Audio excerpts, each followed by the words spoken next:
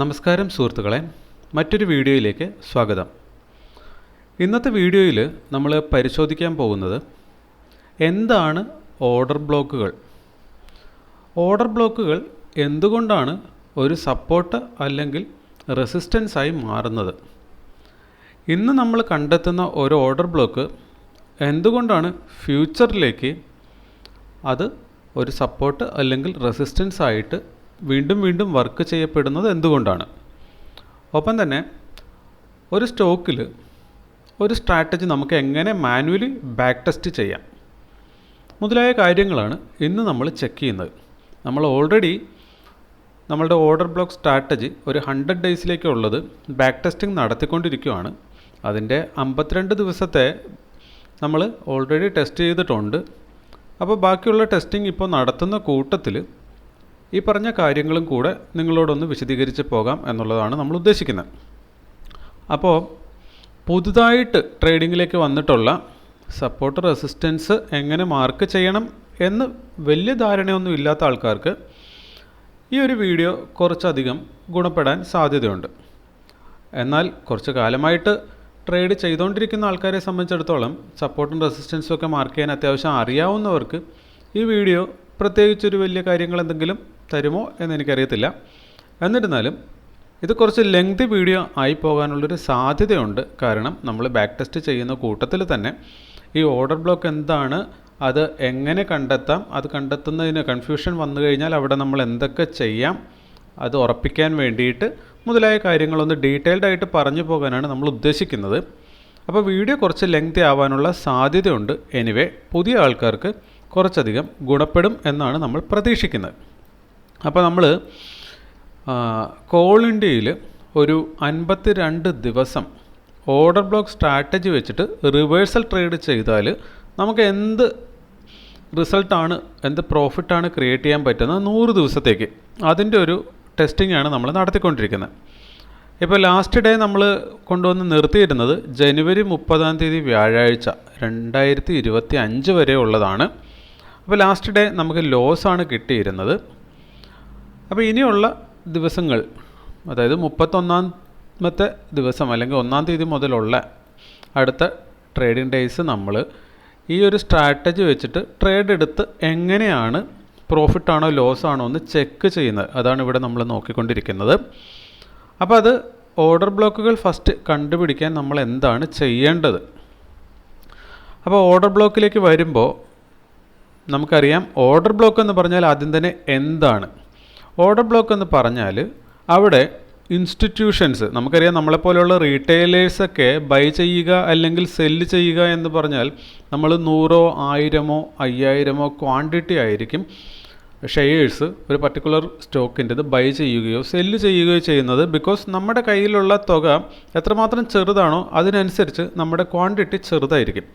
എന്നാൽ നമുക്കറിയാം, ഇപ്പോൾ ജാനെ സ്ട്രീറ്റ് പോലെയുള്ള കമ്പനികളൊക്കെ മാർക്കറ്റിൽ ഇൻഡെക്സിനെ മൂവ് ചെയ്യിക്കാൻ വേണ്ടി അവരെന്താണ് ചെയ്തുകൊണ്ടിരുന്നതെന്ന വാർത്തകളൊക്കെ വെളിയിൽ വന്നിട്ടുണ്ട്. 7000 കോടി രൂപയാണ് അവർ ഒരു ദിവസം ഇൻട്രാഡേയിൽ ബയ്യോ സെല്ലോ ചെയ്തുകൊണ്ട് മാർക്കറ്റിനെ മാനിപ്പുലേറ്റ് ചെയ്തിരുന്നതെന്ന് നമ്മൾ മനസ്സിലാക്കി. അപ്പോൾ ഈ 7000 കോടി രൂപ കൊണ്ടുവന്ന് ഇൻവെസ്റ്റ് ചെയ്യുമ്പോൾ നമുക്കറിയാം തീർച്ചയായിട്ടും ആ സ്റ്റോക്ക് അവർ നമ്പർ ഓഫ് സ്റ്റോക്ക് എടുക്കേണ്ടത് വളരെ ഹ്യൂജായിരിക്കും. ഇപ്പോൾ കോൾ ഇന്ത്യ നമ്മൾ ടെസ്റ്റ് ചെയ്തുകൊണ്ടിരിക്കുകയാണ്. 380 രൂപയാണ് കോൾ ഇന്ത്യയുടെ പ്രൈസ്. സപ്പോസ് ഒരു 1000 കോടി രൂപ കോൾ ഇന്ത്യയിൽ ഒരാൾ ബൈ ചെയ്യണമെങ്കിൽ ഈ സ്റ്റോക്ക് അയാൾക്ക് ഹ്യൂജ് നമ്പർ എടുക്കാൻ പറ്റും. നമുക്ക് ജസ്റ്റ് അതും കൂടെ ഒന്ന് നോക്കിപ്പോകാം. അപ്പോൾ നമ്മളിവിടെ നോക്കിയേക്കുന്നത് ഇതാണ്, 1000 കോടി ഡിവൈഡഡ് ബൈ 385. അപ്പോൾ 1000 കോടി രൂപ നമ്മൾ കോൾ ഇന്ത്യയുടെ സ്റ്റോക്കിൽ പർട്ടിക്കുലർ പ്രൈസ് ഒന്നും ഇടാൻ പറ്റത്തില്ല. കാരണം മാർക്കറ്റ് ഓർഡറായിട്ട് എടുക്കാൻ പറ്റത്തുള്ളൂ. എന്നാൽ മാത്രമേ അത് കിട്ടത്തുള്ളൂ. കാരണം ഹ്യൂജ് ക്വാണ്ടിറ്റിയാണ് വരാൻ പോകുന്നത്.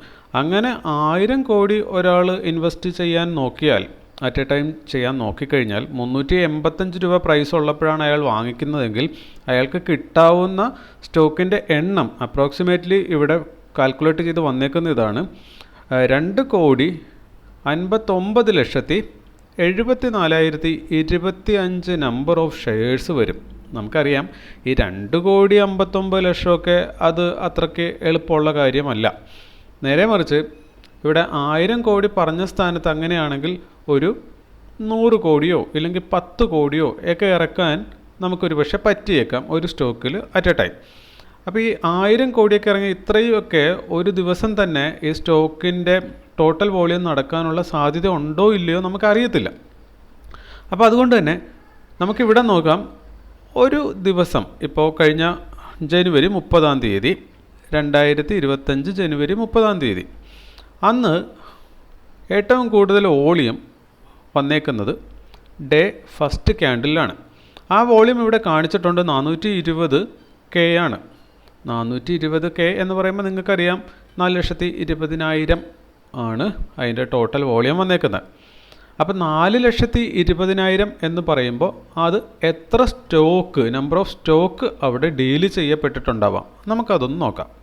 നമ്മളിപ്പോൾ പറഞ്ഞതിൽ ചെറിയൊരു മിസ്റ്റേക്ക് ഉണ്ടായിരുന്നു. അതായത് ഫസ്റ്റ് ക്യാൻഡിൽ നടന്നേക്കുന്ന വോളിയമാണ് നമ്മൾ പറഞ്ഞത് 4,20,000 നമ്പർ ഓഫ് ഷെയർസാണ് ഇൻഡു അന്നത്തെ ആ പ്രൈസ് ഏകദേശം 385 അത് പോയി എന്ന് കരുതുക. അങ്ങനെയാണെങ്കിൽ 4,20,000 385 രൂപ വെച്ചിട്ടുള്ള ഷെയറുകൾ, അതായത് 16 കോടി 17 ലക്ഷം ക്യാഷിലുള്ള ബൈ അല്ലെങ്കിൽ സെല്ല് രണ്ടും കൂടെ, ബൈയും സെല്ലും കൂടെ ടോട്ടൽ ഈ വോളിയത്തിനനുസരിച്ചിട്ട് ഇത്രയും ക്യാഷാണ് അവിടെ ഇറങ്ങിയിട്ടുള്ളത് ആ 5 മിനിറ്റിൽ. അപ്പോൾ 16 കോടി. അപ്പോൾ 16 കോടി ഈ ഒരു ക്യാൻഡിലിൽ ഇൻവെസ്റ്റ് ചെയ്യപ്പെട്ടിട്ടുണ്ട് മാർക്കറ്റിൽ. അപ്പോൾ നമുക്ക് ബൾക്കായിട്ട് ഏറ്റവും കൂടുതൽ ഇവിടെ നോക്കിക്കഴിഞ്ഞാൽ 620, അതായത് 6,20,000 വോളിയം ഈ ക്യാൻഡിലിൽ നടന്നിട്ടുണ്ട്. ഇതേപോലെ ബൾക്ക് ഡീൽ വരുന്ന, അതായത് ബ്ലോക്ക് ഓർഡേഴ്സ്, അതുകൊണ്ടിട്ടാണ് ഓർഡർ ബ്ലോക്കുകൾ എന്ന് നമ്മൾ വിളിക്കുന്നത്. അപ്പോൾ ബൾക്കായിട്ടുള്ള ഓർഡറുകൾ നടന്നേക്കുന്ന സ്ഥലങ്ങൾ നമ്മൾ ഐഡൻറ്റിഫൈ ചെയ്ത് വെച്ച് കഴിഞ്ഞാൽ അവിടെ എത്തുമ്പോൾ വീണ്ടും ബൾക്കായിട്ട് ഐദർ മാർക്കറ്റ് ഓർഡേഴ്സാണ് അവിടെ വരുന്നതെന്ന് നമ്മൾ മനസ്സിലാക്കുക. ചില സമയത്ത് അവിടെ വരുന്നത് ബൈ ഓർഡർ ആണെങ്കിൽ, മാർക്കറ്റ് ഓർഡർ ബൈ ആണെങ്കിൽ അവിടെ നമുക്ക് കാണാം പ്രൈസ് മുകളിലേക്ക് കയറിപ്പോവുകയാണ് പൊതുവെ സംഭവിക്കാറുള്ളത്. ഇനി മാർക്കറ്റ് ഓർഡേഴ്സ് ഇവിടെ വരുന്നത് സെല്ലായിരുന്നുവെങ്കിൽ ഇത്രയും മുകളിലേക്ക് പോയതുപോലെ താഴത്തേക്ക് പോകാനാണ് സാധ്യത. ഓക്കെ, അപ്പോൾ ആ സ്ഥലത്ത് വീണ്ടും മാർക്കറ്റ് ഫ്യൂച്ചറിലെത്തുമ്പോൾ ഇതുപോലെ തന്നെ ഒരു ആക്ഷൻ അവിടെ നടക്കാനുള്ള സാധ്യതയുണ്ട്. ഹിസ്റ്ററി വിൽ റിപ്പീറ്റ് എന്ന് പറയുന്നത് പോലെ ചരിത്രം ആവർത്തിക്കപ്പെടും. അതായത് ആ സ്ഥലത്തെത്തുമ്പോൾ വീണ്ടും അത് ആവർത്തിക്കപ്പെടാനുള്ള സാധ്യതയുണ്ട്. സാധ്യത മാത്രമാണ്, എല്ലായ്പ്പോഴും അങ്ങനെ സംഭവിച്ചു കൊള്ളണമെന്ന് യാതൊരുവിധ നിർബന്ധവുമില്ല. അതുകൊണ്ട് തന്നെയാണ്, അതായത് ഷെയർ മാർക്കറ്റിലായിക്കോട്ടെ, നമ്മുടെ ജീവിതത്തിലായിക്കോട്ടെ, ഏതൊരു കാര്യത്തിലും ആയിക്കോട്ടെ, ഒരു കാര്യം ആവർത്തിക്കപ്പെടാനുള്ള സാധ്യത 50-50 ആണ്. അപ്പോൾ ഇവിടെ വന്നപ്പോൾ ഇവിടെ ഒരു ബൾക്ക് ഡീൽ നടന്നു ഈ പ്രൈസിൽ. നമുക്കറിയാം ഈ ക്യാൻഡിൽ ഓപ്പൺ ചെയ്തേക്കുന്നത് ഏകദേശം 379 അതായത് ഇനിയും ആ പ്രൈസിലേക്ക് വരുമ്പോൾ വീണ്ടും അവിടെ അതുപോലെ തന്നെ ഒരു ഹ്യൂജ് മാർക്കറ്റ് ഓർഡർ വരാനുള്ള സാധ്യതയുണ്ട്. ഒരുപക്ഷെ അത് ബൈയിങ് സൈഡിലേക്കാകാം, ഒരുപക്ഷെ അത് സെല്ലിങ് സൈഡിലേക്കാകാം, പക്ഷേ അവിടെ ഒരു സാധ്യതയുണ്ട്. അപ്പോൾ ഈ 50-50 ചാൻസാണ് ഏതൊരു കാര്യത്തിലും പറയുന്നത് എന്നതുകൊണ്ട് തന്നെയാണ് നമ്മൾ പറയുന്നത് ട്രേഡിങ്ങിലേക്ക് വരുമ്പോഴും നമ്മൾ എടുക്കുന്ന ഓരോ എൻട്രികളും സ്റ്റോപ്പ് ലോസ് ആകാനും അതുപോലെ തന്നെ നമുക്ക് ടാർഗറ്റ് കിട്ടാനുമുള്ള സാധ്യത 50-50 ആണ്. അപ്പോൾ വിജയ സാധ്യത അതുപോലെ തന്നെ തോൽക്കാനുള്ള സാധ്യതയും ഒരുപോലെയാണ്. അതുകൊണ്ട് തന്നെയാണ് ഇത് ആരുടെയും കഴിവല്ല എന്ന് പറയുന്നത്. പിന്നെ നമ്മൾ എൻട്രി എടുക്കുന്ന സ്ഥലം മാത്രം ഏതാണെന്ന് കണ്ടെത്തുക എന്നത് മാത്രമേ നമുക്ക് ചെയ്യാനുള്ളൂ. റാൻഡമായിട്ട് എവിടെയെങ്കിലും പോയി ഒരു എൻട്രി എടുത്താൽ ലോങ് റണ്ണിൽ നമുക്ക് വിജയിക്കാനുള്ള സാധ്യത കുറച്ച് കുറവാണെങ്കിൽ പോലും നമ്മൾ കൃത്യമായി ഒരു ഹിസ്റ്റോറിക്കൽ പോയിന്റ് കണ്ടെത്തി അവിടെയാണ് എൻട്രി എടുക്കുന്നതെങ്കിൽ, അതായത് ഇവിടെ ബൾക്ക് എൻട്രി ഓർഡേഴ്സ് വന്നിട്ടുള്ള സ്ഥലമാണ്, ബൾക്ക് മാർക്കറ്റ് ഓർഡേഴ്സ് വന്നിട്ടുള്ള സ്ഥലത്ത് ഇനിയും അതിനുള്ള സാധ്യതയുണ്ട്. അതുകൊണ്ട് അത്തരം സ്ഥലങ്ങൾ കണ്ടെത്തി നമ്മൾ അവിടെ എൻട്രി എടുക്കുമ്പോൾ നമുക്കൊരു വിന്നിങ് എഡ്ജ് കുറച്ച് കൂടുതലുണ്ട്. ഇപ്പം നമ്മൾ കണ്ടു ഇവിടെ ബൈയിങ് സൈഡിലേക്കാണ് വോളിയം വന്നിട്ടുള്ളത്, അതുകൊണ്ട് തന്നെ പ്രൈസ് മുകളിലേക്കാണ് കയറിപ്പോയിട്ടുള്ളത്. ഇതേ പോയിന്റിൽ വരുമ്പോൾ ഇനിയും ഒരാൾ ഇവിടെ ഒരു ബൈ എടുക്കുകയാണെങ്കിൽ അയാൾക്ക് 50% അല്ല 1% അധിക എഡ്ജ് കിട്ടുന്നു. 51% ഒരു എഡ്ജ് ട്രേഡിൽ വിജയിക്കാനായിട്ടുള്ളതുണ്ട്. പിന്നെ നിങ്ങൾക്കറിയാവുന്ന പോലെ തന്നെ ഈ 50-50% വെച്ചിട്ടല്ല നമ്മൾ ട്രേഡിൽ വിജയിക്കാൻ പോകുന്നത്, മറിച്ച് റിസ്ക് റിവാർഡ് കൊണ്ടിട്ടാണ്. 1:2 റിസ്ക് റിവാർഡ് വെക്കുമ്പോൾ ആക്ച്വലി 40% വിൻ റേഷ്യോ കിട്ടിയാലും നമ്മൾ വിജയിക്കുന്നു എന്നുള്ളത് കൊണ്ടിട്ടാണ് നമ്മൾ ട്രേഡിങ്ങിൽ വിജയിക്കാൻ പോകുന്നത്. അപ്പോൾ ഡിസിപ്ലിനും ഈ മാത്തമാറ്റിക്സുമാണ് ഏതൊരു സ്ട്രാറ്റജിയേക്കാൾ കൂടുതൽ നമ്മളെ ട്രേഡിങ്ങിൽ ഹെൽപ്പ് ചെയ്യാൻ പോകുന്നത്. ഇനി നമുക്കിപ്പോൾ പഠിക്കേണ്ടത് എന്തെന്നാണ്, നമുക്ക് ഇതുപോലെയുള്ള പോയിന്റുകൾ കണ്ടെത്തണം. കാരണം ആ പോയിന്റുകളിൽ മാത്രമേ നമ്മൾ എൻട്രി എടുക്കാൻ പാടുള്ളൂ. അല്ലാത്ത ഏരിയയിൽ എവിടെയെങ്കിലും പോയി എൻട്രി എടുത്തിട്ട് നമുക്കതിൽ ട്രേഡിൽ വിജയിക്കുക എന്ന് പറയുന്നത് അതൊരു ഗാംബ്ലിംഗ് പോലെ ആയിപ്പോവും. അപ്പോൾ നമുക്കൊരു ട്രേഡിംഗ് എഡ്ജ് കണ്ടെത്തണം. അതിന് വേണ്ടിയിട്ടാണ് നമ്മളിവിടെ ശ്രമിക്കുന്നത്. അപ്പോൾ 30-ാം തീയതി വരെയുള്ള ട്രേഡ് നമ്മൾ എടുത്തു. 30-ാം തീയതി നമുക്ക് ലോസ് ആയിരുന്നു ഉണ്ടായിരുന്നത്. അതുകൊണ്ട് തന്നെ ഇനി അടുത്ത ദിവസത്തേക്ക് നമ്മൾ ട്രേഡ് ചെയ്യണമെങ്കിൽ നമുക്കിവിടെ പ്രൈസ് ആക്ഷൻ പോയിന്റുകൾ, ഓർഡർ ബ്ലോക്കുകൾ കണ്ടെത്തേണ്ടതുണ്ട്. ഇവിടെ നമ്മൾ നോക്കിക്കഴിയുമ്പോൾ നമുക്ക് കാണാം ഈ ഒരു ക്യാൻഡിലിൽ അത്യാവശ്യം നല്ല വോളിയം വന്നിട്ടുണ്ട്. മാർക്കറ്റ് താഴത്തേക്കാണ് മൂവ് ചെയ്തിട്ടുള്ളത്. ഇനി ഈ ഒരു ക്യാൻഡിൽ നോക്കിക്കഴിഞ്ഞാലും അത്യാവശ്യം നല്ല വോളിയം വന്നിട്ടുണ്ട്. അപ്പോൾ ഇവിടെ നോക്കുമ്പോൾ നമുക്ക് പെട്ടെന്നൊരു ഓർഡർ ബ്ലോക്ക് ഒന്നും കണ്ടെത്താൻ പറ്റുന്നില്ലാത്തൊരവസ്ഥയുണ്ട്. അങ്ങനെ വരുമ്പോൾ നമുക്ക് ഒന്നുകിൽ വിസിബിൾ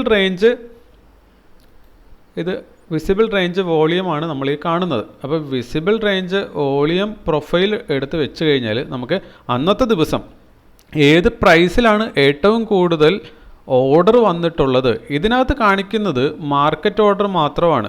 ലിമിറ്റ് ഓർഡേഴ്സ് ഇതിനകത്ത് കാണിക്കപ്പെടുന്നില്ല. ഈ റെഡിൽ കാണിക്കുന്നത് മാർക്കറ്റ് ഓർഡർ ആയിട്ട് പ്ലേസ് ആയിട്ടുള്ള സെൽ സൈഡ് വോളിയവും ഈ ഗ്രീനിൽ കാണിക്കുന്നത് മാർക്കറ്റ് ഓർഡർ ആയിട്ട് പ്ലേസ് ആയിട്ടുള്ള ബൈ സൈഡ് വോളിയമാണ്.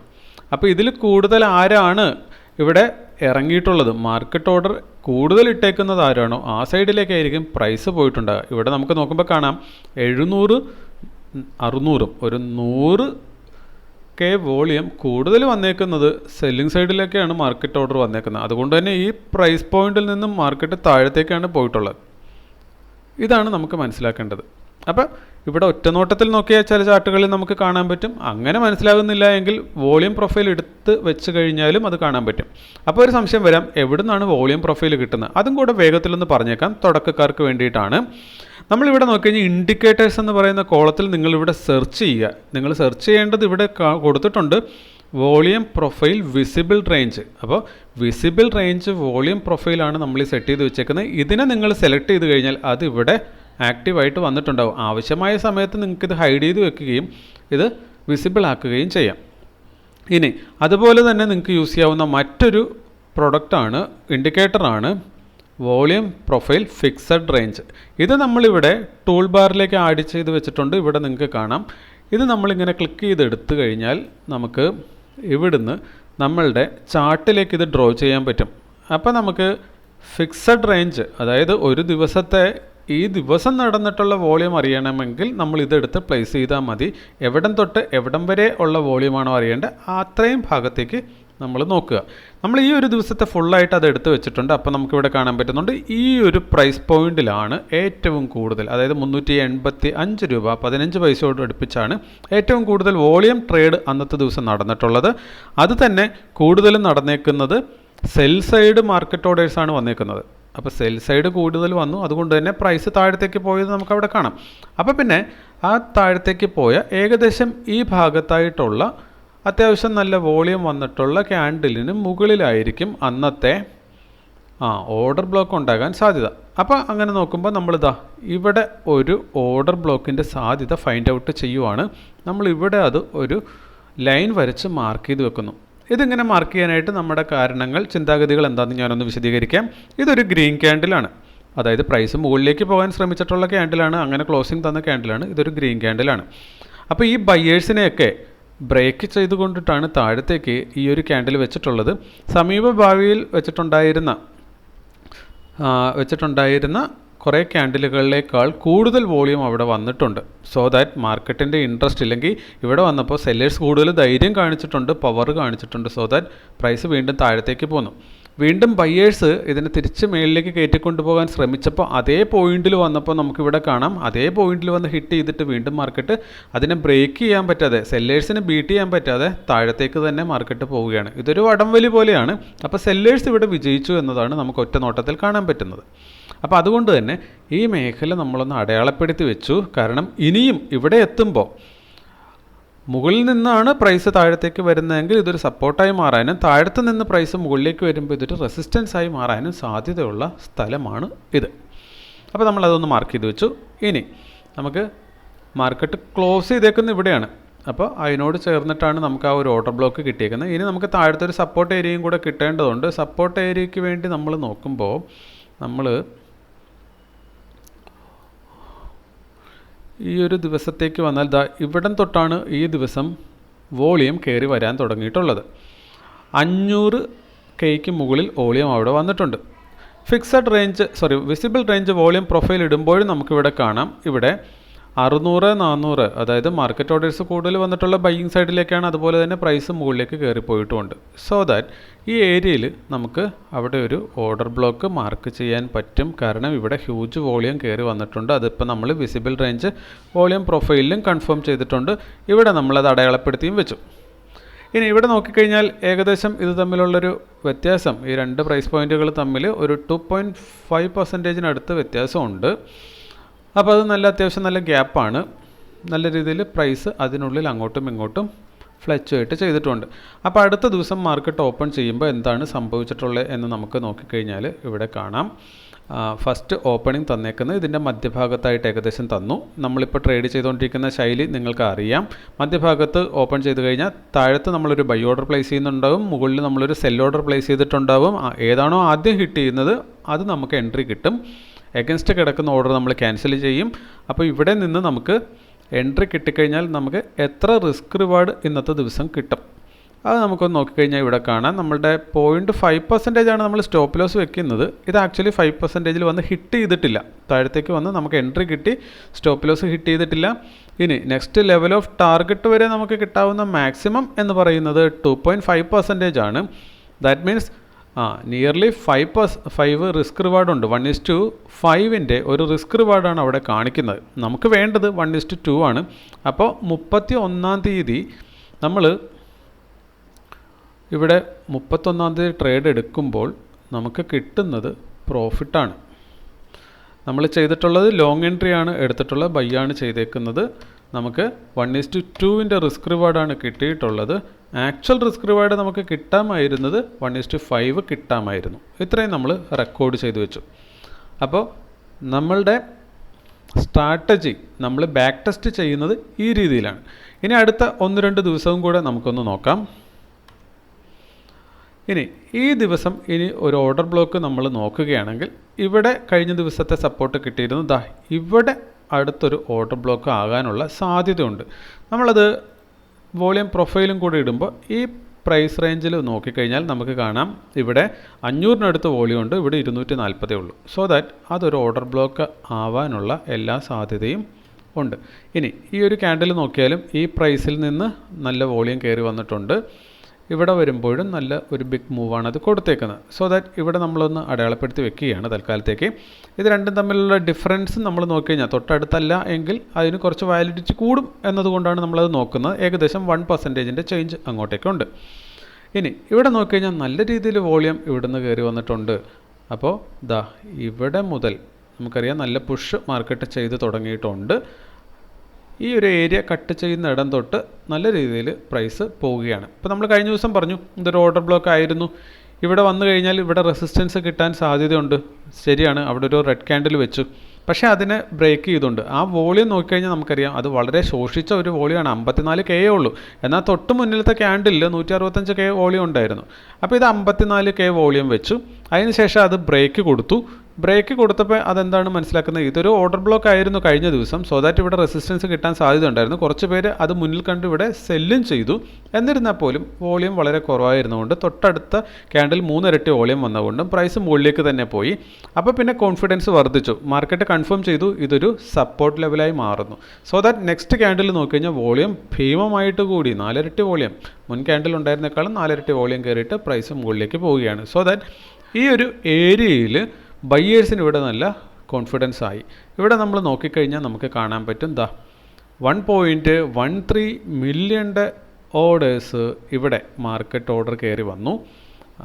പിന്നെ മുകളിലേക്ക് പോകുമ്പോഴൊക്കെ സെല്ലിംഗ് വോളിയത്തെ അപേക്ഷിച്ച് വളരെ കൂടുതൽ ബയ്യിങ് മാർക്കറ്റ് വോളിയം വരുന്നുണ്ടായിരുന്നു. ഇത് നമുക്ക് കൃത്യമായിട്ട് മനസ്സിലാക്കാൻ അന്നത്തെ ദിവസത്തെ ഫിക്സഡ് റേഞ്ച് വോളിയം പ്രൊഫൈൽ ഇട്ട് കഴിഞ്ഞാൽ അതും കൂടെ നമുക്കൊന്ന് നോക്കിപ്പോകാം. പഠിക്കുന്നതിൻ്റെ ഭാഗമായതുകൊണ്ട് തന്നെ നമ്മളിത് കുറച്ച് ഡീപ്പായിട്ട് നോക്കി പോവുകയാണ്. ഫ്യൂച്ചറിലേക്ക് നിങ്ങൾക്കിത് പ്രയോജനപ്പെട്ടേക്കാം. കുറച്ച് ബോറിംഗ് ആണ് സംഭവം, എന്തൊക്കെ പറഞ്ഞാലും ഇത് കുറച്ച് ബോറിംഗ് ആയിട്ടുള്ള പരിപാടി തന്നെയാണ്. ഇവിടെ നോക്കിക്കഴിഞ്ഞാൽ അന്നത്തെ ദിവസം വന്നേക്കുന്ന വോളിയം നമുക്ക് കാണുന്നത് ഇതാണ്. ഈ ഒരു പർട്ടിക്കുലർ പോയിൻ്റ് എത്തിയപ്പോൾ സെല്ലേഴ്സ് വളരെ കുറവായിരുന്നു. കാരണം ഇവിടെ മാർക്കറ്റ് താഴത്തു നിന്ന് നല്ല രീതിയിൽ കയറി വരികയാണ്. ഏകദേശം നമുക്ക് പറയാവുന്നത് മാർക്കറ്റ് ഈ ലൈനിൽ ടച്ച് ചെയ്തിട്ട് ഇവിടെ നിന്നാണ് കയറി വരുന്നത്. അതായത് മാർക്കറ്റ് അന്നത്തെ ദിവസം 2.5% ഓൾറെഡി കയറി നിൽക്കുകയാണ്. അത്രയും ഹൈയിൽ നിൽക്കുന്ന മാർക്കറ്റിൽ സെല്ലേഴ്സിന് അവിടെ പോയിട്ട് എഗൻസ്റ്റ് ഓർഡർ എടുക്കാനുള്ള ഒരു ധൈര്യം അവിടെ ഇല്ലായിരുന്നു എന്നതുകൊണ്ട് തന്നെ മാർക്കറ്റ് അവിടെ ബ്രേക്ക് ചെയ്ത് മുകളിലേക്ക് പോവുകയാണ്. അപ്പോൾ ഇവിടെ 46 സെല്ലേഴ്സ് വന്നപ്പോൾ 140 അതിൻ്റെ 10 ഇരട്ടിയോളം ഇവിടെ ബയേഴ്സ് വരുവാണ്. സോ ദാറ്റ് നല്ല രീതിയിൽ മാർക്കറ്റ് കയറി പോകുന്നു. ഇവിടെ നോക്കിക്കഴിഞ്ഞാൽ നിങ്ങൾക്ക് കാണാം ഇവിടെ സെല്ലേഴ്സ് ഇല്ല. 135 ബയേഴ്സ് ഉണ്ട്, സെല്ലേഴ്സ് 0 ആണ് ഈ പ്രൈസ് റേഞ്ചിൽ. അപ്പോൾ ഇത് പ്രീവിയസ് ഡേ ഹൈ ആണ്. ആ ഏരിയയിൽ സെല്ലേഴ്സേ ഇല്ല. ഇവിടെ നല്ല ലിക്വിഡിറ്റി കിട്ടുവാണ് മാർക്കറ്റ് മുകളിലേക്ക് പോകണം. സെല്ലേഴ്സ് ഇല്ല എന്ന് പറഞ്ഞാൽ നിങ്ങൾ അവിടെ ചിന്തിച്ചോണം, മാർക്കറ്റ് ഓർഡറിൽ സെല്ല് ചെയ്യാൻ ആളില്ല എന്നുള്ളതാണ്. ഇവിടെ ലിമിറ്റ് ഓർഡർ സെല്ലേഴ്സ് ഇഷ്ടം പോലെ ഉണ്ടാകും. അതുകൊണ്ടിട്ടാണ് മാർക്കറ്റ് നല്ലപോലെ മുകളിലേക്ക് കയറിപ്പോകുന്നത്. എല്ലാ ലിമിറ്റ് ഓർഡറുകളും ഫില്ല് ചെയ്യപ്പെടുന്നത് എഗൻസ്റ്റ് ആയിട്ടുള്ള മാർക്കറ്റ് ഓർഡറുകൾ വരുമ്പോഴാണ്. അപ്പോൾ സെൽ ഓർഡർ ലിമിറ്റ് കിടക്കുന്നതെല്ലാം ഫില്ല് ചെയ്യുന്നത് ബൈ മാർക്കറ്റ് ഓർഡർ വരുമ്പോഴാണ്. അപ്പോൾ ബയേഴ്സ് മാർക്കറ്റ് പ്രൈസിൽ ബൈ ചെയ്യുമ്പോൾ മാത്രമേ പ്രൈസ് മുകളിലേക്ക് കയറത്തുള്ളൂ. അതർവൈസ് മാർക്കറ്റിനെ മൂവ് ചെയ്യിക്കുന്നത് ലിമിറ്റ് ഓർഡർ ഇടുന്ന ആൾക്കാരല്ല, മാർക്കറ്റ് ഓർഡർ ഇടുന്ന ആൾക്കാരാണ്. അപ്പോൾ അതുകൊണ്ടാണ് ഇവിടെ 0 കാണിച്ചേക്കുന്നത്. ഇവിടെ മാർക്കറ്റ് ഓർഡറിൽ ഒരു മനുഷ്യനും സെല്ല് ചെയ്തിട്ടില്ല. അല്ലെങ്കിൽ തന്നെ ഈ ഹൈയിൽ പോയിട്ട് മാർക്കറ്റ് ഓർഡറിൽ സെല്ല് ചെയ്യുക എന്ന് പറയുന്നത് പൊട്ടത്തരമാണ് പലപ്പോഴും. അതുകൊണ്ട് തന്നെയാണ് ആ പൊട്ടത്തരം ഇവിടെ ആരും കാണിച്ചിട്ടില്ല. ബയ്യിങ് മാത്രമേ അവിടെ നടന്നിട്ടുള്ളൂ. ഇവിടെ നോക്കാം 647K ഒക്കെയാണ് ഈ ഏരിയ ഹൈ ബ്രേക്ക് ചെയ്തതിന് ശേഷം വൺ സൈഡ് വന്നേക്കുന്നത്. എഗൻസ്റ്റ് ഓർഡറേ ഇല്ല, മാർക്കറ്റ് ഓർഡർ ഇല്ല സെല്ലേഴ്സ്. അപ്പോൾ ഈ രീതിയിലാണ് മാർക്കറ്റ് മൂവ് ചെയ്യുന്നത്. അപ്പോൾ മാർക്കറ്റിൻ്റെ ഡൈനാമിക്സ് ഇതാണ്, അതിൻ്റെ പിന്നിൽ നടക്കുന്ന ഇതാണ്. ഇത് മനസ്സിലാക്കിയാൽ നമുക്ക് കുറച്ചും കൂടെ എളുപ്പത്തിൽ മാർക്കറ്റിനെ ക്രാക്ക് ചെയ്യാൻ പറ്റും. ഓക്കെ, അപ്പോൾ ഇവിടുന്ന് നല്ല ഓർഡർ വന്നിട്ടുണ്ട് കഴിഞ്ഞ ദിവസത്തേതുപോലെ തന്നെ. അപ്പോൾ നമുക്ക് മനസ്സിലാക്കാം ഇതെന്താണ്, ഇത് ഓർഡർ ബ്ലോക്ക്. കഴിഞ്ഞ ദിവസം ഓർഡർ ബ്ലോക്ക് ആയിരുന്നു, ഇന്നും അത് അതേ പ്ലേസിൽ. കഴിഞ്ഞ ദിവസം ഇത് സെല്ലിംഗ് ഓർഡർ ബ്ലോക്ക് ആയിരുന്നു, നേരെ മറിച്ച് ഇന്നിത് ബൈയിങ് ഓർഡർ ബ്ലോക്കായി മാറിയിട്ടുണ്ട്. അതാണ് നമ്മളിവിടെ കണ്ടുകൊണ്ടിരിക്കുന്നത്. ഇനി അത് മുകളിലേക്ക് പോയി കഴിഞ്ഞാൽ അത് പിന്നെ കണ്ടിന്യൂസ് അങ്ങ് പോയി നമുക്ക് കാണാം അങ്ങ് മുകളിൽ കൊണ്ടുപോയി തന്നെ അന്നത്തെ ദിവസം ക്ലോസ് ചെയ്യിപ്പിച്ചിട്ടുണ്ട്. ഇനിയിപ്പോൾ നമുക്ക് അടുത്ത ദിവസത്തെ ട്രേഡ് എടുക്കാൻ വേണ്ടിയിട്ട് ഈ ക്ലോസിങ്ങിൻ്റെ തൊട്ട് താഴെയുള്ള ഒരു ഓർഡർ ബ്ലോക്ക് നമുക്ക് കണ്ടെത്തേണ്ടതുണ്ട്. അപ്പോൾ അത് കണ്ടെത്താൻ വേണ്ടിയിട്ട് നമ്മൾ ചെയ്യുന്നത്, ഇവിടെ നോക്കിക്കഴിഞ്ഞാൽ ഈ ക്യാൻഡിലിൽ 464K വോളിയം വന്നിട്ടുണ്ട്. ഒപ്പം തന്നെ ഇതാണ് അന്നത്തെ പോയിൻ്റ് ഓഫ് കൺട്രോൾ, POC എന്ന് പറയും, പോയിൻ്റ് ഓഫ് കൺട്രോൾ. ഇവിടെ വന്നേക്കും നമുക്ക് നോക്കിക്കഴിഞ്ഞാൽ 200 ഡിഫറൻസ് ഉണ്ട് സെല്ലേഴ്സുമായിട്ട്. ബയേഴ്സ് 200K കൂടുതലുണ്ട് ഈ പർട്ടിക്കുലർ പോയിന്റിൽ. ഇനി ഇവിടെ നോക്കിക്കഴിഞ്ഞാൽ ലാസ്റ്റ് ഇത് ഒരു വലിയ ഹ്യൂജ് മൂവ് നടത്തിയേക്കുന്നത് ഈ ഒരു ക്യാൻഡിൽ നോക്കിക്കഴിഞ്ഞാൽ 237K വോളിയം ഉണ്ട്. അപ്പോൾ ഇവിടുന്ന് നല്ലൊരു വോളിയം മുകളിലേക്ക് വന്നിട്ടുണ്ട്. സോ ദാറ്റ് നമുക്ക് അവിടെയും കൂടെ ഒരു ഓർഡർ ബ്ലോക്ക് കണ്ടെത്തുകയാണെങ്കിൽ ഏകദേശം ഇതൊരു നല്ല പ്ലേസ് ആണെന്ന് തോന്നുന്നു. 235 ബയേഴ്സും 120 മാത്രം സെല്ലേഴ്സും. ഓക്കെ, അതിന് മുകളിലേക്ക് നല്ല വോളിയം ബയ്യിങ് നടന്നിട്ടുമുണ്ട്. അപ്പോൾ ഇതൊരു ഓർഡർ ബ്ലോക്കായി നമ്മൾ മാർക്ക് ചെയ്ത് വെച്ചാൽ അത് കൺഫേം ചെയ്യാനായിട്ട് പ്രീവിയസ് ക്യാൻഡിൽ അപേക്ഷിച്ച് ഹ്യൂജ് വോളിയം വന്നിട്ടുണ്ട് എന്നത് തന്നെയാണ് അതിൻ്റെ കൺഫർമേഷൻ. എന്നിട്ട് അടുത്ത ദിവസത്തേക്ക് നമ്മൾ എൻട്രി എടുക്കാൻ വേണ്ടി നോക്കിക്കഴിഞ്ഞാൽ, അപ്പോൾ അടുത്ത മാസമായി ഫെബ്രുവരി 1-ാം തീയതിത്തേക്ക് വന്നു കഴിഞ്ഞാൽ മാർക്കറ്റ് ഓപ്പൺ ചെയ്തേക്കുന്നത് ഇവിടെയാണ്. താഴത്തേക്ക് മാർക്കറ്റ് വന്നു, ഇവിടെ വന്ന് ഹിറ്റ് ചെയ്തു. എന്നാൽ അത് താഴത്തേക്ക് സ്റ്റോപ്പ് ലോസ് കൊടുക്കത്തില്ല. നമുക്കതൊന്ന് അളന്ന് നോക്കാം. നമ്മൾ എൻട്രി ഇവിടെ എടുത്തു കഴിഞ്ഞാൽ 0.5% സ്റ്റോപ്പ് ലോസ് എന്തായാലും അന്നത്തെ ദിവസം ഹിറ്റ് ചെയ്യത്തില്ല. മറിച്ച് മുകളിലേക്ക് നമുക്കിവിടെ നോക്കിക്കഴിഞ്ഞാൽ 1:2 റിസ്ക് റിവാർഡ് അത് കൊടുത്തിട്ടുണ്ട്. അത് അന്നത്തെ ഹൈ വന്നേക്കുന്നത് 399.45 ആണ്. നമ്മൾ നോക്കിക്കഴിഞ്ഞാൽ 399.50. അത് 1:2 അല്ല, 1:2.5 അടുത്താണ്. അപ്പോൾ 1:2 കിട്ടാനായിട്ട് ആക്ച്വലി ഇവിടെ വരെ വന്നു കഴിഞ്ഞാൽ നമുക്ക് 1:2 കിട്ടിയെന്നർത്ഥം. അപ്പോൾ അത് നല്ലൊരു എൻട്രി ആയിരുന്നു. അപ്പോൾ ഫെബ്രുവരി 1-ാം തീയതിയും കൂടെ നമുക്കൊന്ന് അടയാളപ്പെടുത്തിയിട്ട് വരാം. അപ്പോൾ ആ ദിവസവും നമ്മൾ അടയാളപ്പെടുത്തി വെച്ചു. 1-ാം തീയതി ഫെബ്രുവരി അതൊരു സാറ്റർഡേ ആണ്. അന്നത്തെ ദിവസം നമ്മൾ എൻട്രി എടുത്ത ലോങ് എൻട്രി ആണ്. നമ്മൾ താഴത്തു നിന്ന് മുകളിലേക്ക് ബൈ ചെയ്തു. അപ്പോൾ നമുക്ക് കിട്ടിയ റിസൾട്ട് അതിനകത്ത് 1:2 റിസ്ക് റിവാർഡ് കിട്ടി.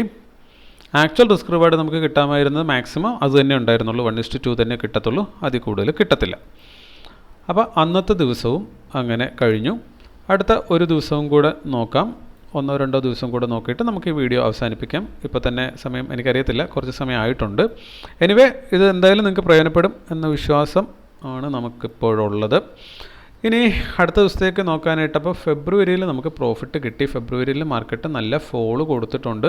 നമ്മൾ ഈ അടയാളപ്പെടുത്തി വെച്ചതൊക്കെ ഏകദേശം കറക്റ്റ് ആണെന്ന് കാണിക്കുന്ന രീതിയിലാണ് മാർക്കറ്റ് മൂവ് ചെയ്തിട്ടുള്ളത്. അതായത് ഇവിടെ വന്ന് ഹിറ്റ് ചെയ്ത് നമുക്ക് മുകളിലേക്ക് ടാർഗറ്റ് തന്നു. അതിനുശേഷം നല്ലൊരു ക്യാൻഡിൽ വിത്ത് നല്ലൊരു വോളിയം തന്നെ അത് നല്ലൊരു ബ്രേക്ക് കൊടുത്തു. ആ ബ്രേക്ക് കൊടുത്ത് താഴെ വന്നു കഴിഞ്ഞ് വീണ്ടും മുകളിലേക്ക് കയറാൻ മാർക്കറ്റ് ശ്രമിച്ചു, നിങ്ങൾക്ക് ഇവിടെ കാണാം.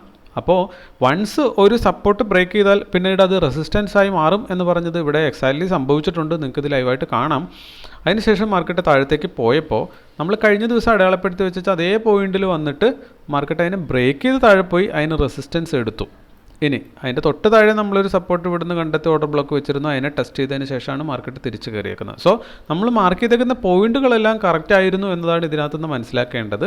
ഇവിടെ സപ്പോർട്ട് എടുത്തു, ഇതിനെ ബ്രേക്ക് ചെയ്തു, പിന്നെ ഇവിടെ സപ്പോർട്ട് എടുത്തു, ഇവിടെ വന്നപ്പോൾ റെസിസ്റ്റൻസ് എടുത്തു, വീണ്ടും ബ്രേക്ക് ചെയ്ത് മുകളിൽ കയറി ഒന്ന് കൺസോൾട്ടേറ്റ് ചെയ്ത് ക്ലോസ് ചെയ്തു.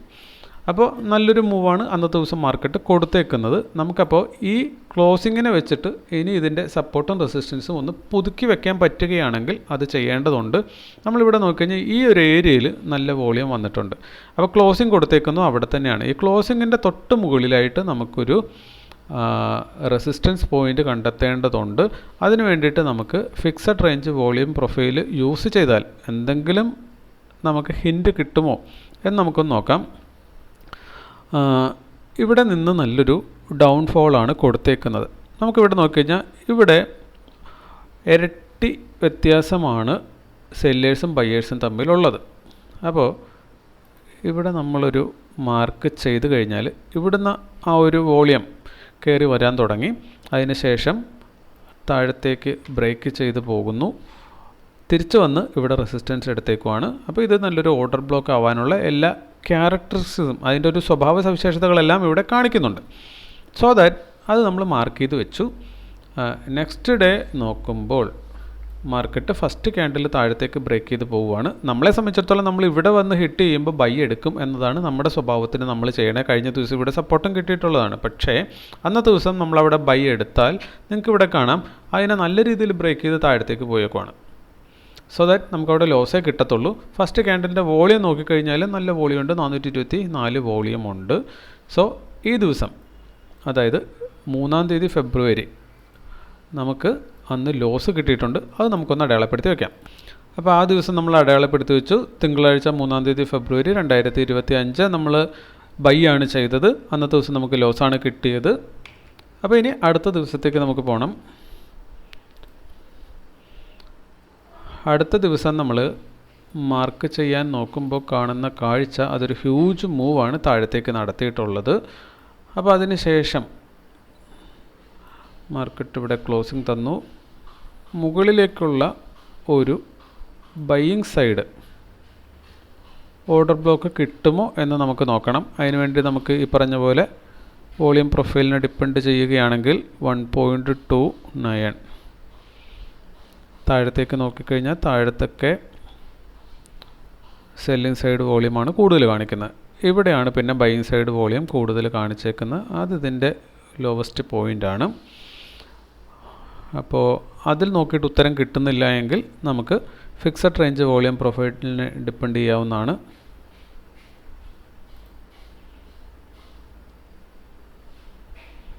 ഓക്കെ, അപ്പോൾ നമുക്ക് പ്രത്യേകിച്ച് അങ്ങനെ വലിയ എക്സ്പീരിയൻസ്ഡ് ആകുന്നവരെ എല്ലാം കൃത്യമായി മനസ്സിലായിക്കൊള്ളണമെന്നില്ല. ഇനി എത്ര എക്സ്പീരിയൻസ്ഡ് ആയാലും ചിലപ്പോഴൊക്കെ നമുക്ക് കൺഫ്യൂസിങ് ആയിട്ട് കാര്യങ്ങൾ നോക്കിക്കാണാനായിട്ട് ബുദ്ധിമുട്ടുണ്ടാവേണ്ടതാണ്. അതങ്ങനെയാണ്. അപ്പോൾ പല തവണ മാർക്കറ്റ് ഇവിടെ ടച്ച് ചെയ്തിട്ടുണ്ട് എന്ന് നമുക്കിവിടെ കാണാം. അപ്പോൾ എന്തായാലും അവിടെ കുറച്ച് വോളിയം കൂടുതൽ വരാനുള്ള സാധ്യതയും ഉണ്ട്. ഇതിനകത്ത് ഒരു ചെറിയ ടെക്നിക്കും കൂടെ നമ്മൾ ഒന്ന് പരീക്ഷിച്ച് നോക്കുകയാണ്. ഈ ക്യാൻഡിലുകളിൽ നമുക്ക് ഇവിടെ നോക്കിയാൽ അറിയാം ഹ്യൂജ് വോളിയമാണ് വന്നിട്ടുള്ളത്. അപ്പോൾ അതുകൊണ്ട് തന്നെ ആ ക്യാൻഡിലുകൾ ഇത്രയും ക്യാൻഡിലുകൾ നമ്മളൊന്ന് ഒഴിവാക്കിയിട്ട് ബാക്കിയുള്ള ഭാഗത്ത് എന്ത് സംഭവിച്ചു എന്നറിയാനായിട്ട് അതിനെ മാത്രം എടുത്തൊന്ന് നോക്കുമ്പോൾ നമുക്ക് ഇവിടെയായിട്ട് പല തവണ ടച്ച് ചെയ്തതും ഒപ്പം തന്നെ ബൈയിങ് സൈഡ് ഏറ്റവും കൂടുതൽ വോളിയം നടന്നിട്ടുള്ളത് ഈ ഏരിയ ആണെന്നും കാണാൻ പറ്റുന്നുണ്ട്. സോ ദാറ്റ് അങ്ങോട്ടേക്ക് നമ്മളൊരു ലൈൻ മാർക്ക് ചെയ്തിട്ട് എന്താ സംഭവിച്ചേക്കുന്നത് നെക്സ്റ്റ് ഡേ എന്നെന്തായാലും ഒന്ന് നോക്കാം. ഒപ്പം തന്നെ ഇവിടെ ഏറ്റവും ഹ്യൂജ് വോളിയം ക്ലോസിങ്ങിന് മുമ്പ് വന്നേക്കുന്നത് ഈ ഒരു ക്യാൻഡിലാണ്. സോ ദാറ്റ് ആ ഒരു ക്യാൻഡിലിനെ തന്നെ തൽക്കാലം നമ്മൾ ഓർഡർ ബ്ലോക്കായിട്ട് മാർക്ക് ചെയ്ത് വെക്കുവാണ്. നമ്മൾ മാർക്ക് ചെയ്യുന്നതെല്ലാം എല്ലായ്പ്പോഴും ശരിയായിക്കൊള്ളണമെന്ന് യാതൊരുവിധ നിർബന്ധവും ഇല്ല. നമുക്ക് ഉണ്ടാകാവുന്ന എററും എല്ലാം അടക്കം നമുക്ക് എന്ത് റിസൾട്ട് കിട്ടുന്നു എന്നതാണ് നമ്മളിവിടെ നോക്കിക്കൊണ്ടിരിക്കുന്നത്. അത് തന്നെ ഒരു 40% ഇല്ല 50% കിട്ടുന്നുണ്ടെങ്കിൽ നമുക്ക് ഈ ഒരു സ്ട്രാറ്റജി ഉപയോഗിച്ചുകൊണ്ട് വിജയിക്കാം എന്നർത്ഥം. അത് സാധിക്കുമോ ഇല്ലയോ എന്നറിയാൻ വേണ്ടിയാണ് നമ്മളിത് ചെയ്യുന്നത്. ഓക്കെ, അപ്പോൾ ഇനി നെക്സ്റ്റ് ഡേയിലേക്ക് നമ്മൾ പോകുമ്പോൾ നമുക്കിവിടെ കാണാൻ പറ്റുന്നുണ്ട് മാർക്കറ്റ് ഓപ്പൺ ചെയ്തത് ഇവിടെയാണ്. മുകളിലേക്ക് മാർക്കറ്റ് മൂവ് ചെയ്തു. അപ്പോൾ നമ്മൾ കഴിഞ്ഞ ദിവസം വരച്ചു വെച്ചിരുന്ന ആ ഒരു ഓർഡർ ബ്ലോക്കിൽ പോയി മുകളിൽ ഹിറ്റ് ചെയ്തിട്ടാണ് ഇത് താഴത്തേക്ക് പോരുന്നത്. സോ ദാറ്റ് നമ്മളന്ന് നമ്മുടെ സ്ട്രാറ്റജി പ്രകാരം സെല്ലാണ് ചെയ്യേണ്ടത്.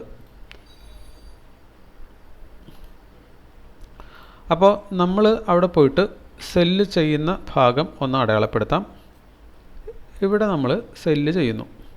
0.5% നമ്മൾ സ്റ്റോപ്പ് ലോസ് വെച്ച് കഴിഞ്ഞാൽ അന്നത്തെ ദിവസം 0.5% സ്റ്റോപ്പ് ലോസ് ഹിറ്റാകുന്നില്ല.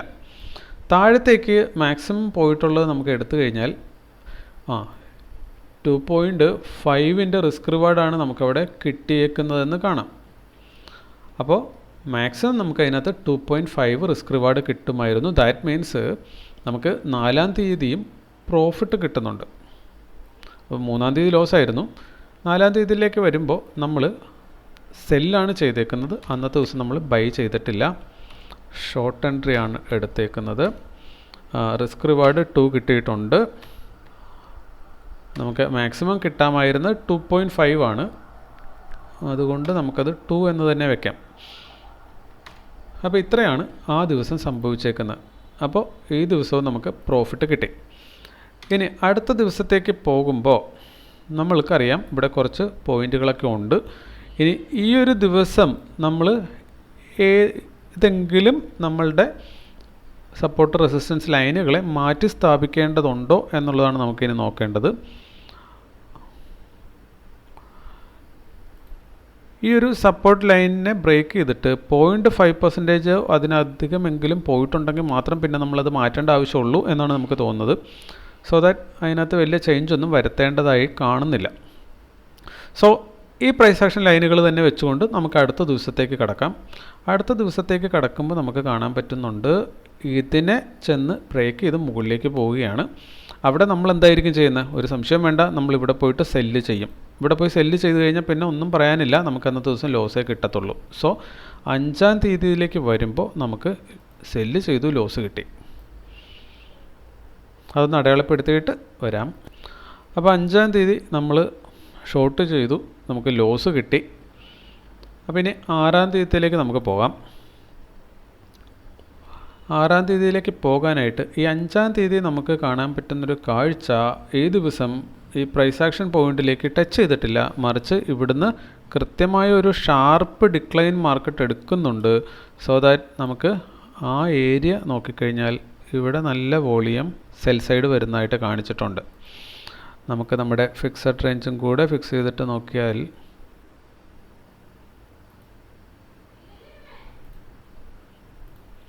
ഇവിടെയൊക്കെ ഹ്യൂജ് സെല്ലിംഗ് സൈഡ് വോളിയം വന്നിട്ടുള്ളതായി നമുക്കവിടെ കാണാം.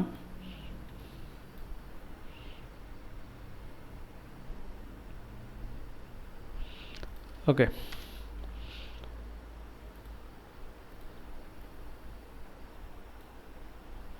നമുക്ക് ഈ ഒരു ഏരിയയിലേക്ക് ഈ ലൈനിനെ പുതുക്കി വയ്ക്കാം എന്നാണ് ഒറ്റ നോട്ടത്തിൽ കാണാൻ കഴിയുന്നത്. കാരണം ഇവിടെ എത്തുമ്പോഴൊക്കെ നല്ലൊരു ഫോള് ഇവിടുന്ന് വന്നിട്ടുണ്ട്, ഇവിടെയൊക്കെ കൊടുത്തിട്ടുണ്ട്. ഒപ്പം തന്നെ ഈ ഒരു ഫോളിലൊക്കെ വോളിയം അത്യാവശ്യം നല്ല രീതിയിൽ കൂടാനും തുടങ്ങിയിട്ടുണ്ട്. സോ അതങ്ങോട്ട് നമ്മൾ പുതുക്കി വെച്ചു. നെക്സ്റ്റ് ഡേ നോക്കിക്കഴിഞ്ഞാൽ നമുക്കിവിടെ കാണാൻ പറ്റുന്നുണ്ട് മാർക്കറ്റ് ഓപ്പൺ ചെയ്തേക്കുന്നത് ഇവിടെയാണ്. അതിന് ശേഷം ഇവിടെ വന്ന് ഹിറ്റ് ചെയ്തു. അപ്പോൾ ഓപ്പൺ ചെയ്തെടുത്തുന്ന മാർക്കറ്റ് ഏകദേശം ഒരു 0.5%-നടുത്ത് മുകളിലേക്ക് വന്ന് ഹിറ്റ് ചെയ്തിട്ട് അവിടുന്ന് താഴത്തേക്ക് പോകുന്ന കാഴ്ചയാണ് നമ്മൾ കാണുന്നത്. അതായത് നമ്മൾ ഈ വരച്ച് വെച്ചേക്കുന്ന ആ പ്രൈസ് ആക്ഷൻ ലൈനുകൾ കൃത്യമായി വർക്ക് ചെയ്യുന്നു എന്നുള്ളത് തന്നെയാണ്. നമുക്കിവിടെ എൻട്രി കിട്ടും. അപ്പോൾ ഷോർട്ട് എൻട്രി ആണ്, നമ്മൾ സെല്ല് ചെയ്യുന്നു. സെല്ല് ചെയ്ത് കഴിഞ്ഞാൽ നമുക്ക് കിട്ടാവുന്ന മാക്സിമം 0.5% നമ്മൾ സ്റ്റോപ്പ് ലോസ് വെച്ചു. നെക്സ്റ്റ് സപ്പോർട്ട് ലൈനിലേക്ക് നോക്കിയാൽ തന്നെ നമുക്ക് 1:2 അവിടെ കിട്ടുന്നുണ്ട്. ഇനി മാക്സിമം അന്നത്തെ ദിവസം പോകുന്നത് താഴെ വരെ നോക്കിക്കഴിഞ്ഞാൽ ഏകദേശം 1:3.5 മാർക്കറ്റ് മൂവ് ചെയ്യുന്നുണ്ട്. അതും കൂടെ ഒന്ന് അടയാളപ്പെടുത്തി വയ്ക്കും. അപ്പോൾ അന്നത്തെ ദിവസം നമ്മൾ അടയാളപ്പെടുത്തി 6-ാം തീയതി അത് വന്നിട്ട് ഷോർട്ട് എൻട്രി നമ്മളെടുത്തു. 1:2 റിസ്ക് റിവാർഡ് കിട്ടി. ആക്ച്വലി കിട്ടാമായിരുന്നത് 1:3 ആണ്. ഇനി ഇത്രയും ദിവസം നോക്കുമ്പോൾ നമ്മൾ മൊത്തം 58 ദിവസം കോൾ ഇന്ത്യയിൽ ബാക്ക് ടെസ്റ്റ് നടത്തി. നമുക്ക് കിട്ടുന്ന റിസൾട്ട് ഇതാണ്. നമ്മൾക്ക് പ്രോഫിറ്റ് 32 ദിവസമാണ്, ലോസ് വന്നേക്കുന്നത് 26 ദിവസമാണ്. അപ്പോൾ ഇത് തമ്മിലുള്ള വ്യത്യാസം, ലോസിനേക്കാൾ ഒരു 6 ദിവസം മാത്രമേ കൂടുതൽ നമുക്ക് പ്രോഫിറ്റ് കിട്ടിയിട്ടുള്ളൂ. അപ്പോൾ നമുക്ക് 55% വിൻ റേഷ്യോ കിട്ടിയിട്ടുള്ളത്. ഇപ്പോൾ റിവേഴ്സൽ ട്രേഡിംഗ് സ്ട്രാറ്റജിയുടെ ആക്ച്വൽ വിൻ റേഷ്യോ പറയുന്നത് 72%. അപ്പോൾ അതിലേക്കൊന്നും നമ്മൾ എത്തിയിട്ടില്ല, 55% മാത്രമേ നമ്മൾ എത്തിയിട്ടുള്ളൂ. പക്ഷേ ഈ 58 ദിവസത്തെ ട്രേഡ് കൊണ്ട് നമ്മൾ ഈ 1:2 മാത്രം റിസ്ക് റിവാർഡ് എടുത്തിട്ട് നമുക്ക് 95% റിട്ടേൺ ആണ്, പ്രോഫിറ്റാണ് ജനറേറ്റ് ചെയ്യാൻ പറ്റിയിട്ടുള്ളത്. 95%. നമ്മൾ പറഞ്ഞു നമുക്ക് ഒരു വർഷത്തേക്ക് നമ്മൾ ടാർഗറ്റ് ചെയ്യുന്നത് ഒരു മാസം 8.5 വെച്ചിട്ട് ഒരു 100% കിട്ടിയാൽ നമ്മൾ ഹാപ്പിയാണ്. അപ്പോൾ അത് കിട്ടുമോ ഇല്ലയോ അതായിരുന്നു നമ്മുടെ ഉദ്ദേശം. അപ്പോൾ ജസ്റ്റ് സിമ്പിളി 1:2 റിസ്ക് റിവാർഡ് വെച്ച് 55% വിൻ റേഷ്യോ വെച്ചിട്ട് നമുക്ക് 95% പ്രോഫിറ്റ് ഓൾറെഡി വിൻ ചെയ്യാൻ പറ്റിയിട്ടുണ്ട്. അപ്പോൾ ഏകദേശം നിങ്ങൾക്ക് ഇന്നത്തെ ഈ വീഡിയോ കൊണ്ട് ഈ ഒരു എന്താ പറയുന്നത് സപ്പോർട്ട് റെസിസ്റ്റൻസ് അല്ലെങ്കിൽ ഓർഡർ ബ്ലോക്ക് എങ്ങനെയാണ് മാർക്ക് ചെയ്യേണ്ടതെന്ന് ഏകദേശം ഒരു ഐഡിയ നിങ്ങൾക്ക് കിട്ടിയിട്ടുണ്ടാവും. ഒപ്പം തന്നെ നമ്മൾ പറഞ്ഞു എങ്ങനെയാണ് ഒരു സ്ട്രാറ്റജി ബാക്ക് ടെസ്റ്റ് ചെയ്യേണ്ടത്, അതിൻ്റെ ഫോമാറ്റ് കാര്യങ്ങളുമൊക്കെ നമ്മൾ ഈ ചെയ്തതിൽ നിന്നും ഈ കണ്ടതിൽ നിന്നും നിങ്ങൾക്ക് ഏകദേശം മനസ്സിലായിട്ടുണ്ടാവും. ഇനി വൺസ് ഒരു സപ്പോർട്ട് ആയിരുന്നത് പിൽക്കാലത്ത് എങ്ങനെ വീണ്ടും സപ്പോർട്ട് അല്ലെങ്കിൽ റെസിസ്റ്റൻസ് ആയിട്ട് വർക്ക് ചെയ്യുന്നു എന്നുള്ളത് നിങ്ങൾക്ക് ഈ കണ്ടതിലൂടെ മനസ്സിലായിട്ടുണ്ടാവും. അപ്പോൾ പുതുതായിട്ടുള്ള ഒരാളെ സംബന്ധിച്ചിടത്തോളം കുറച്ചധികം കാര്യങ്ങളും സപ്പോർട്ട് റെസിസ്റ്റൻസിനെ പറ്റിയും ഒപ്പം തന്നെ അതിൻ്റെ ബാക്കിൽ നടക്കുന്ന വോളിയം സൈഡ് ആക്ടിവിറ്റീസ് എന്താണെന്നതും നിങ്ങൾക്ക് ഇതിനകത്ത് മനസ്സിലായിട്ടുണ്ടാകും. അപ്പോൾ ഈ വീഡിയോ നിങ്ങൾക്ക് കണ്ടു ഇഷ്ടപ്പെട്ടു എന്നുണ്ടെങ്കിൽ മറ്റെന്തെങ്കിലും സംശയം ഉണ്ടെങ്കിൽ ഉറപ്പായിട്ടും കമൻറ്റിൽ ചോദിക്കുക.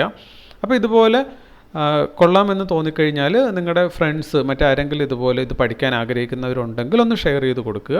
പിന്നെ നമ്മുടെ ഈ ഒരു എഫേർട്ട് തീർച്ചയായിട്ടും നിങ്ങൾക്കത് എത്രമാത്രം മനസ്സിലായില്ല എന്നുള്ളത് നമുക്കറിയത്തില്ല. എന്നിരുന്നാൽ പോലും നമ്മളിട്ട എഫേർട്ടിന് ഒരു വില നിങ്ങൾ കൊടുക്കുക എന്നുള്ളത് ഒരു ലൈക്കായിട്ട് രേഖപ്പെടുത്തണം എന്നൊരു റിക്വസ്റ്റും കൂടെയുണ്ട്. അപ്പോൾ എന്തായാലും ഇന്നത്തെ വീഡിയോ നമ്മൾ ഇവിടെ വെച്ച് അവസാനിപ്പിക്കുകയാണ്. ഇപ്പോൾ തന്നെ ഇതിൽ കുറച്ചധികം ടൈം ആയിട്ടുണ്ടെന്ന് എനിക്ക് തോന്നുന്നു. എന്തായാലും മറ്റൊരു വീഡിയോ ആയിട്ട് നമുക്ക് അടുത്ത ദിവസം വീണ്ടും കാണാം. Okay, thank you.